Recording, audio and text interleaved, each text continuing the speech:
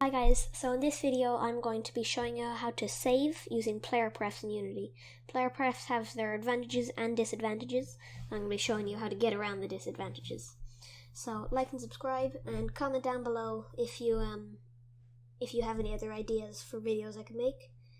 I hope you enjoyed the video, but let's get right into it. So I just have my simple scene here. It just has a main camera. So I'm going to do create empty. I'm going to call it save. This is what's going to be storing all of our script. I'm going to create a script, call it save, create an add, and I'm just going to double click on it and load it up in Visual Studio. Okay, so I'm just in Visual Studio now. And the first thing I'm going to do, up above the start method, I'm going to do public int score. This is going to be the thing we're actually saving. Now on the start, I'm going to go score is equal to player prefs dot get int quotes score, and just semicolon there. Okay, so now in the update function, I'm going to do if input dot get key down key code dot A.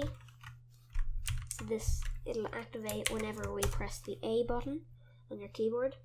I'm going to do score plus plus, and it's basically just adds 1 to your score. It's a short way of doing it. Then I'm going to go player prefs dot set int, and our int was score, to score that we've saved, that we have up here. And there's one thing you have to do in player prefs. Whenever you call set int, you have to make sure to type player prefs dot save, otherwise it just doesn't work. So now if we go into Unity now, that should actually just work. Now if I press the A button, our score goes up. If I stop it, press play again, our score is back at what it was last time.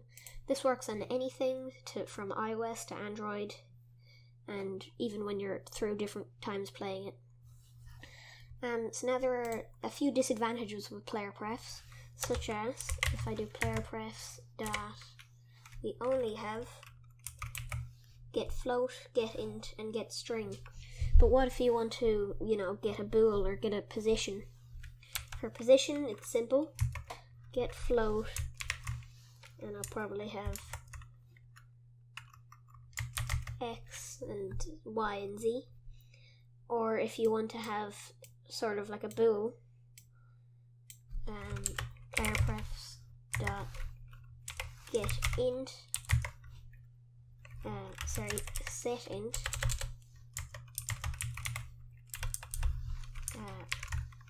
I don't know, quotes bool to 1. So when we press A, we'll set bool to 1 or true. And now I'm just going to copy this. And if we press D, D, then we're going to do player prefs dot set int bool to 0. But now we have to actually get it as a bool. So the first thing we have to do is call player prefs dot save. Nearly forgot that. And you have to call it after everything that you've saved, after you've said everything. So I'm just going to copy this, if it'll let me, and put it here. And now I'm just going to up with the public int score, I'm going to do public bool, I don't know, is true. And so I want to, in the update method, I think,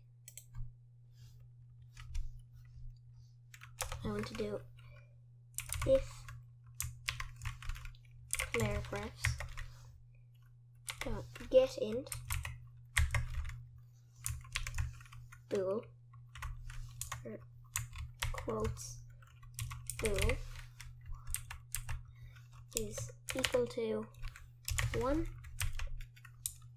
Then I want to do is true equal to true. So if it's 1, then set it to true. And copy this and put it here. So if it's 0, then set this to false. And now everything should work if we go ahead and save this. So when we press A, we should set it to true and add 1 to the score. And you can see, we press D, it'll turn it off. And A, add 1. You can see we can turn it on and off. And most importantly, we have it set true. Turn it off, turn it back on again. It's still true. So that's going to be it for today's tutorial. I hope you guys enjoyed it. Remember to comment down below if you have any other ideas for a video. And if you like the video, like and subscribe. And yeah, I'll see you in the next one.